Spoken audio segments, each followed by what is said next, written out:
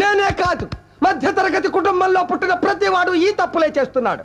ఎందుకంటే బుర్ర నిండా ఆశలు, ఇంటి నిండా కష్టాలు, పెరిగిన ధరలు, తరగని బాధలు.